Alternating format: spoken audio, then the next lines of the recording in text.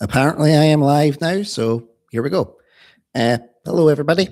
Anybody that does tune in, whether you're tuning in now or whether you're tuning in later, hi. This is my third live stream. So, yeah, third live stream. Never thought I'd actually do more than one. I thought, yeah, I'll give that a go, see how it goes. A couple you like them, a couple you don't. That's fine. And it could just be me talking it in the void. Nobody could be here, but we'll see how it goes. This is a better late than never live stream because it's one that I asked on my Ginger Engine channel a couple of weeks ago for hot takes. And I was planning on doing it, but life kind of got in the way. Things happened. I wasn't here for a week because my car was getting repaired. Car has now been repaired. I am now back doing the content and I can now get this done. So, okay, I can now get it done. We're all good. Everything seems to be going okay. And I'll just see what happens now.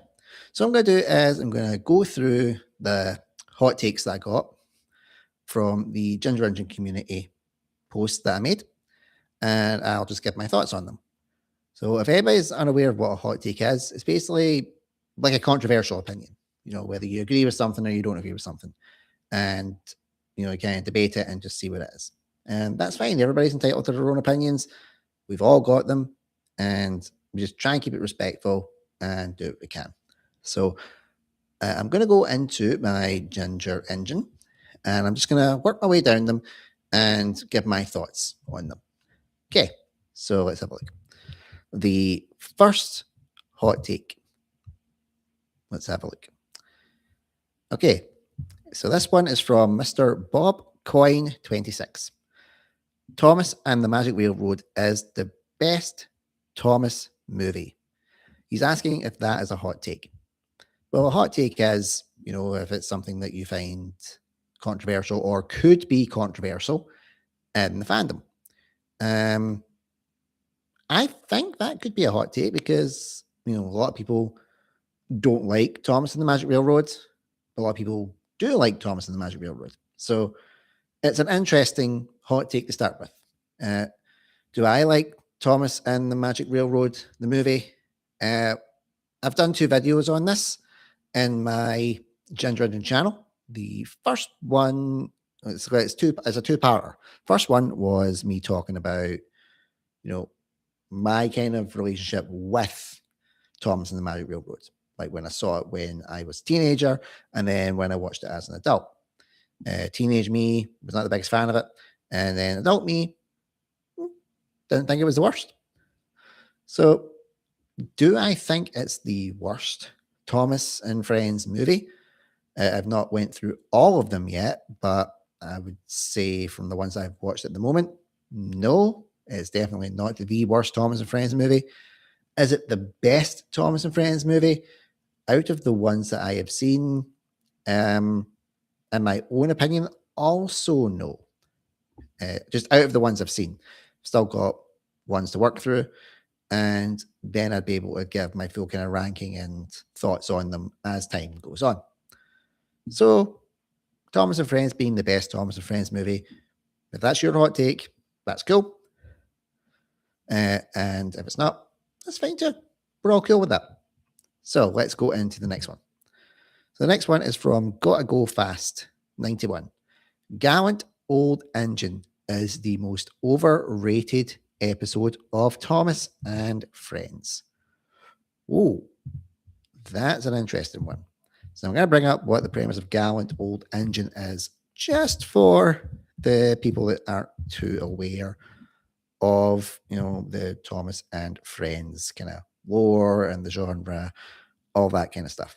So I'm just going to bring it up and do just a little synopsis of it. So Gallant Old Engine is also from the Railway series book of the same name. It was also adapted in season 4 of Thomas and Friends. And it's after the events of Duncan stopping on the viaduct and refusing to move. And Scarloy tells Duncan the story of Rheneas, who basically was running the Scarloy Railway by himself and essentially saved the railway from closure while Scarloy was too knackered to do any work. And when Rhaenys was trying to do the work, he was pulling a train home and one of his valve gears jammed, which was essentially like him getting cramp. And he had to struggle on the next station to make sure that he got his passengers home in time. And it's a way of trying to say that, the passengers are the important part of the railway, because Duncan is complaining because the passengers are a complete nuisance, which, yeah, I can kind of see that. And then at the end, Rhaenys comes home and it's like, hey, all good. Rhaenys is back. Good answer. So do I think Gallant Old Engine is overrated? I'm not the biggest fan of it, because I wasn't sure how it was meant to kind of drive home the point that Scarloy was trying to drive home to Duncan, and never really understood that myself. But I don't think it's a bad episode or a bad story.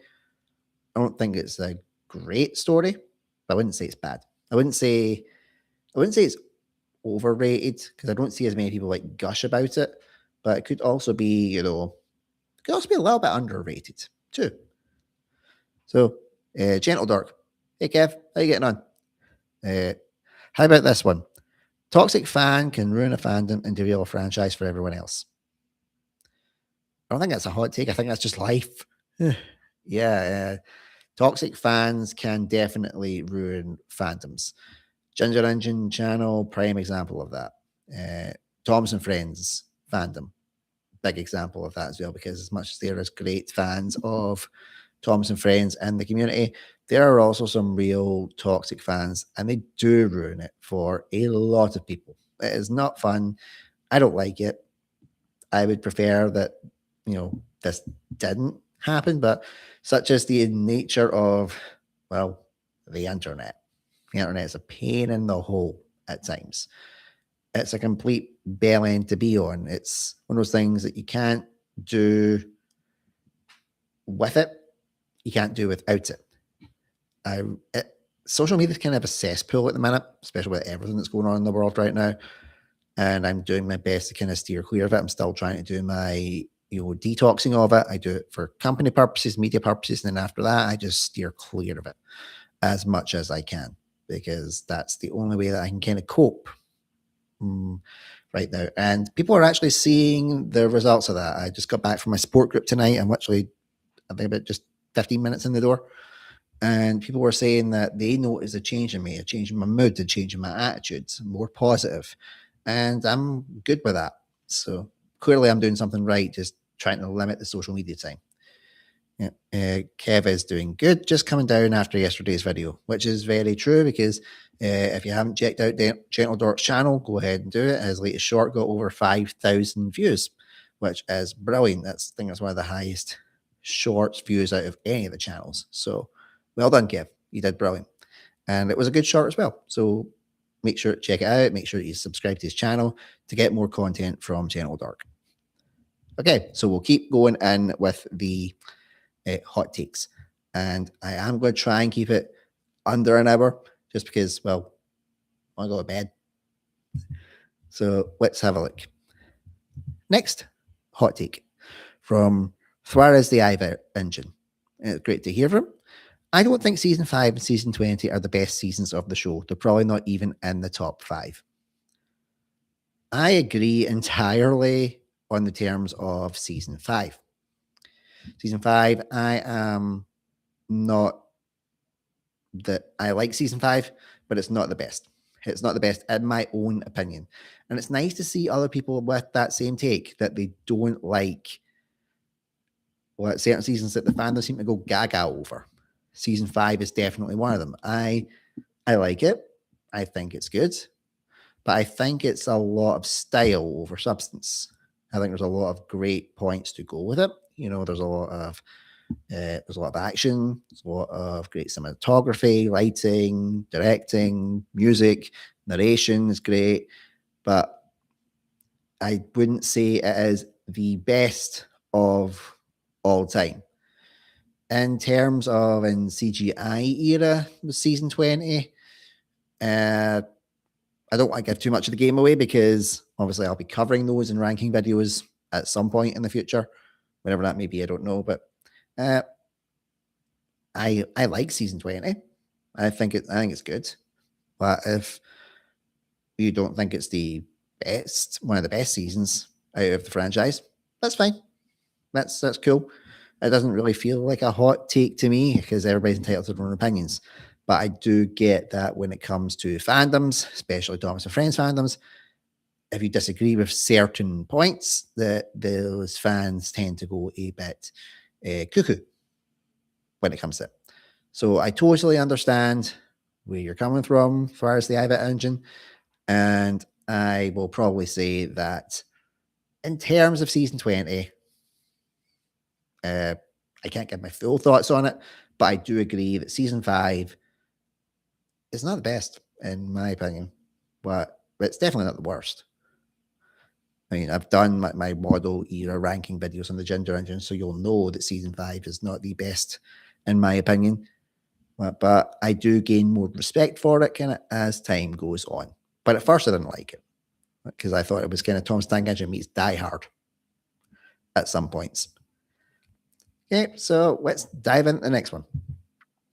Okay, from Joshua W5621, big fan of my Ginger Engine channel. I think he also follows this channel as well.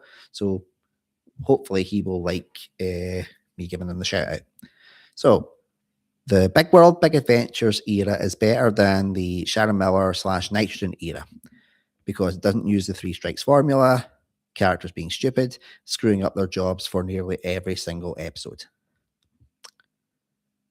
Again, this could potentially give the game away for a future video that I am going to do because I am actually going to be doing a video where I compare the Big World, Big Adventures era and the Nitrogen era and say which one is better out of the two. I have my own opinions on it because I have seen all of the Big World, Big Adventures era because my kids watched it because that was around when they were first born and, in that baby's toddler's era. So I did watch a lot of that era with them. Nitrogen era, I have just finished. I have just finished season 16 and I am currently in the process of editing my ranking video for that. It's going to take me longer to edit the season 16 video because I am really trying to work hard on it. I am trying to kind of up my editing game. So I'm taking a bit more time with it and trying to be a bit more careful. So it's nice to see that there is other people that think that the Big World, Big Adventures era is better than the Nitrogen era. Nitrogen has been getting a lot of love lately because, well, All Engines Go kind of makes everything look better by comparison. So it'll be interesting to see what you guys' thoughts are on my take on which is better out of Big World, Big Adventures or the Nitrogen era. So that'll be one to keep an eye out for on the Ginger Engine channel. Okay, let's go into the next one. And I think I actually do have a question that I got asked before I jump into this because I got asked a question that was maybe in the Q&A one and I never got a chance to answer it. And it was from Shining Time Studios. So it says, let me dare you to answer this question. What would you really say from the heart if Britt Allcroft was still with us and you got to speak to her face to face? So for anybody who doesn't know, Britt Allcroft, who created the TV series of Thomas and Friends, she passed away over a year ago. So it wasn't, it was basically Christmas 2024. She passed away. And that hit the fandom like a ton of bricks. It was very hard on the fandom. And it was quite hard on me as well because I got to correspond with Britt Allcroft for a little bit. It wasn't for a lot of things, but I got to correspond with her for a little bit because I think around that time was when she started taking not well. So the fact she even responded to my emails, I was really touched by that, especially with the benefit of hindsight. I don't really know what I would have said to her because if I met her face to face, I probably would have clamped up. It would have been that kind of stage fright, the awe of getting to meet somebody who gave you your childhood would have been maybe a bit too much for me. Probably would have just said thank you for making my childhood bearable and helped me through some of the worst times of my life. I don't think any more maybe would have needed to be said on that. So, Gentle Dork, another hot take. Thomas and Friends could continue without Thomas being there. Well, yes. Yes, it could. You need them for the actual title of the show because it's Thomas and Friends, but the proof that you can actually carry on with Thomas and Friends without Thomas being there is in the Railway series books because Thomas isn't used a lot in Wilbur Awdry's Railway series books.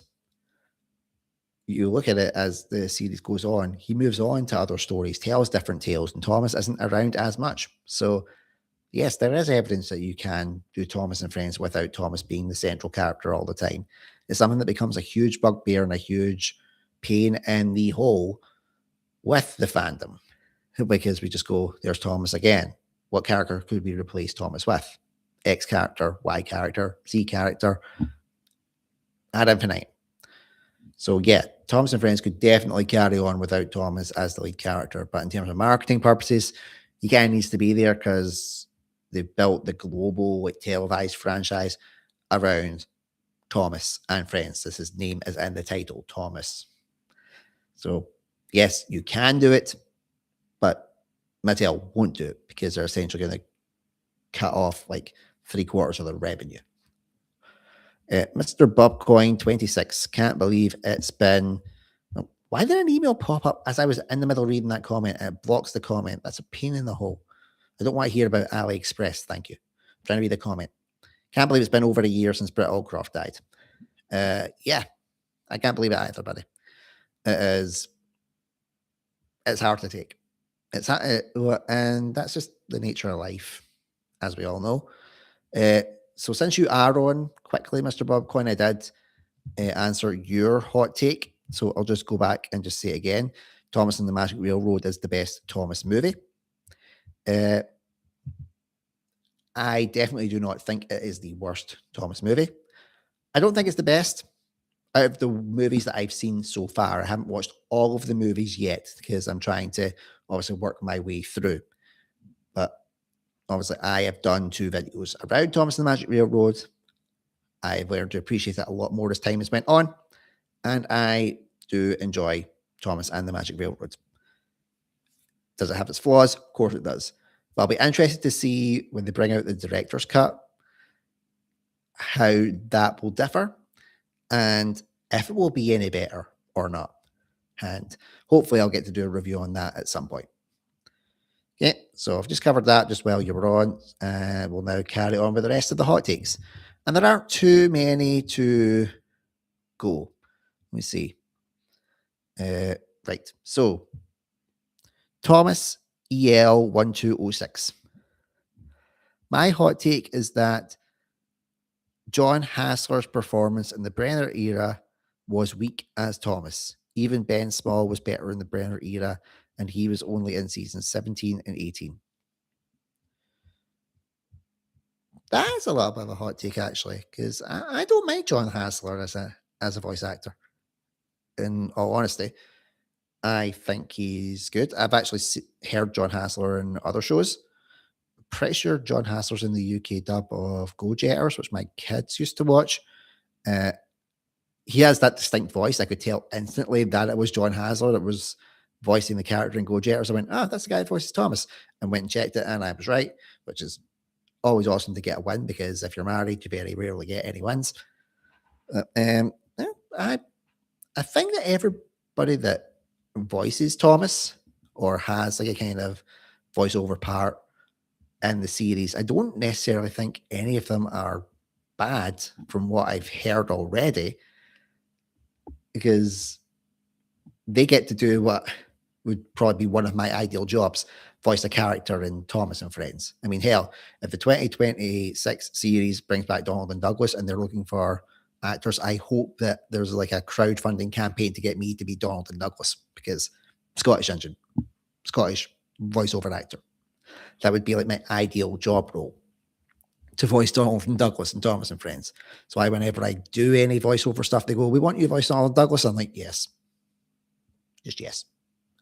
Build up those voice acting credits for Donald and Douglas for me. So, okay. And he has a second hot take. Joseph May was bad for Thomas. He peaked in Thomas and the Adventure Begins and Lost Treasure, and then wasn't good. There are times where he doesn't even care, like in seasons 19, 20, 21. Even in Thomas and the Royal Engine, he sounded like he wanted to leave. Again, it's not fair on me to comment on other voice actors' performances. I wouldn't like that about myself. I wouldn't want people thinking that I'm just clocking off and just going through the motions with it. So I would say that's definitely a hot take, because hot takes are meant to be something that a fan has an opinion on, and you go, I don't entirely agree with that, but I still respect the opinion. So yeah, I would definitely say that's a hot take. Okay, and we'll jump into the next one. And it's from big fan of both my channels, Abbey Road fan 94 JP. Boko has more character development than Timothy. Yes. That's a definite. It could be a hot take scene for me as well, because I agree with that. But yeah, Boko is definitely a lot better as like a foil for Bill and Ben as well than Timothy is in CGI either. Because as my good friend Peter Sam, the Narrow Gauge Engine channel, said in my Sodor's Ball Bags video for Bill and Ben, Timothy just doesn't have a backbone, doesn't have a spine to deal with Bill and Ben. And they just totally shot him. They just essentially run all over him. There's no real development with that. Whereas Boko, he has that kind of wiser head and is able to not take any of the twins' BS. And he does get a bit more development in the episodes in season 3 and season 5. Not major. I wish there was a lot more development, because Boko was such an underused character, in my opinion. And he really should have been used more. He should have been in later seasons. He definitely should have been brought back to CGI.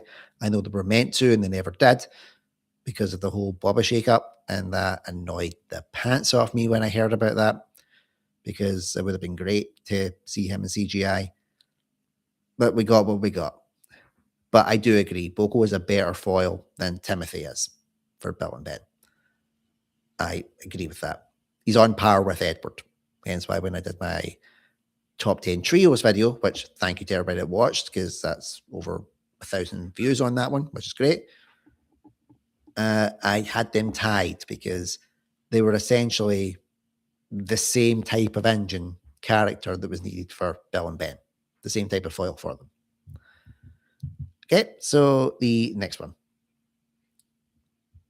And this is one that's from Kettley Apollon 3617. I probably totally butchered that username, so I'll spell it. It's KETELIEAPPOLON 3617. And there are two here that I can use. So, number one, I see season 4 as the weakest classic season. It's just the issues with the timeline. Other seasons before it had this problem too, but it was nowhere near to the extent of season 4. I'm not saying season 4 is bad. I just feel like it's mid compared to the other classic seasons, and I rarely revisit it. I totally agree with the timeline thing and the continuity thing. That annoys me. I have brought that up in videos before when I've talked about season 4 or talked about these type of things, and it is annoying. It really does annoy me. People Watching Queens is a prime example. It is so continuity assassinated. The episode with Henry and the Elephant should have been in season 1 because it ties into everything that was going on with season 1 with the strike. So yes, I understand that as well. There are lots of continuity errors and continuity issues with season 4. But I can look past it because I see the good work that was done with season 4. I do thoroughly enjoy season 4. I think it is a great season. It's one that I do regularly visit because I'm a classic era guy. I love my classic era, Thomas and Friends, especially seasons 1 to 4. So I can look past it. I thoroughly enjoy it. Uh, Again, it's not my favorite season of Thomas and Friends. That will always be season 2. But season 4 has really shot up in my estimations as I've got older, and I've appreciated more of the work that they've done with season 4, and introducing the Scarloway Railway and all the narrow gauge engines is just a massive win. It's a huge bonus for me. I love season 4. So I can agree to disagree on that one. And the other hot take, Big Mac from Turks is a mid character, at least from what I've seen in the show. From what I've seen in the show as well, I do kind of disagree. I think that Big Mac is a really good character in Tugs. I mean, he's got a Scottish voice, so obviously I'm a little bit biased being Scottish, but I do enjoy Big Mac in Tugs. He's quite gruff. He's very take charge. He doesn't take any crap from anybody. He's very much a take charge kind of tug. Sorry, I'm got an itch in my ear. Oh, I hate that, don't you? When you get an itch right in your ear and you can't scratch it. I could scratch because of my headphones, but that's it. It should be tamed just now. So what was I talking about? Big Mac. Yeah. The only thing that really annoyed me about Big Mac was that they tried to change Big Mac's name in, the American ones where they tried to call him Big Stack. I understand why, copyright with McDonald's, the McDonald's Big Mac. But yeah, that annoys me more than anything else. But from what I've seen of Tug so far as well, because I try and do like a wee kind of reaction video, at least kind of once a year on the Ginger Ninja channel, because the Tugs the videos don't bring in a lot of views and a lot of numbers. So I try and do that when it's just a down period, essentially. But from what I've seen of it, I enjoy it. I like Tugs. I've enjoyed watching it. It's definitely for an older audience. And yeah, I just like all the characters. And Big Mac, he's just Big Mac. So that's all the ones that were in the community post. But I did get, again, another hot take comment. It was in my YouTube Studio app. So I am just going to bring it up just now on my phone so I don't lose it. Just making sure I catch up. So this one, it wasn't technically a hot take that was going to apply to this video, but what was put in, you'll probably understand why I think it's a hot take. And it's from Genesis Now. For me, I will always choose Robert Hartshorn's music more than Mike and Junior's music. I like both of their music, but Hartshorn's music is just my style. Renshaw's is very good as well. And this was because I put up one of my Ginger Engine memes. The meme where the guy's holding like the iPod, the MP3 player, and says, "Shush, I told her it was Mozart," and it's something else. So I dubbed Mike O'Donnell's like re-recordings of the Thomas and Friends themes album as that for me. And that's what the comment came from. That he prefers Robert Hartshorn's music over Mike O'Donnell and Junior Campbell's. Now, that could be a hot take. It depends on your generation. It depends on what you grew up with and what your preference is to the music. Mike O'Donnell and Junior Campbell are always going to be the ones for me because I grew up with them. I love that style of music. I got to interview with Mr. O'Donnell on the Ginger Engine channel. That was an honor for me, getting to interview somebody who could pose the soundtrack to my childhood.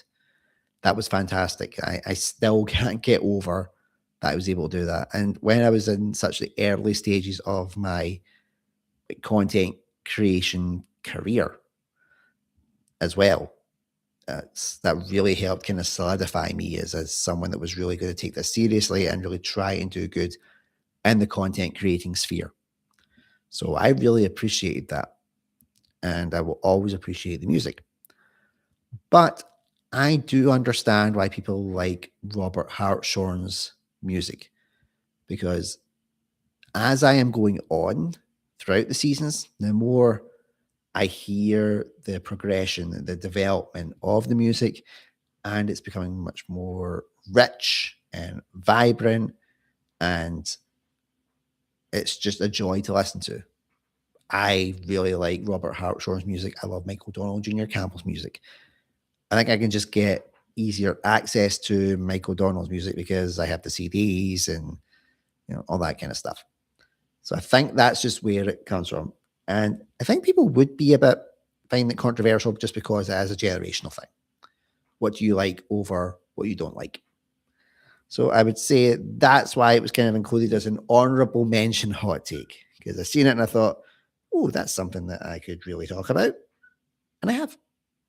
I have just talked about it. So I'll just double check to make sure that I've got them all. I'm pretty sure that I have. I'll just look through it. So, season 4 is the weakest classic season. Covered that. Big Mac from Tugs, mid character. Covered that.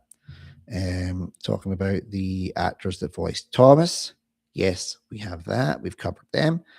Boko, more character development than Timothy. Covered that.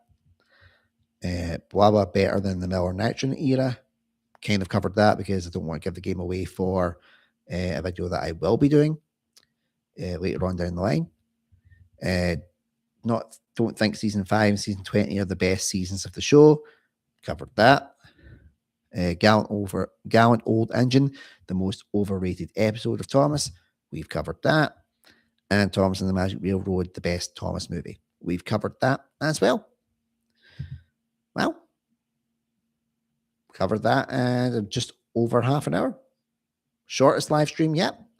Probably because there isn't as many people on for the live stream. So that probably just sums up it. Yeah, my time for recording live streams definitely can't be a Monday night at 9 p.m. my time. But it was a good experiment. It's good to test out and see who's on and who's not on. And clearly there was hardly anybody on because there wasn't as many comments. But you know what? We live, we learn.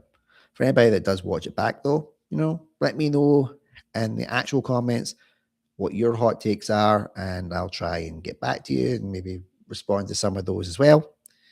If not, that's fine too.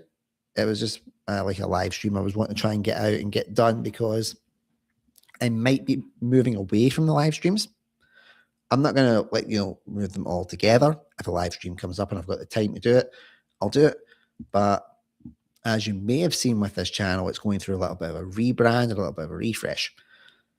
Because with this channel getting more subs, we're at like 450 odd subs now, which is amazing.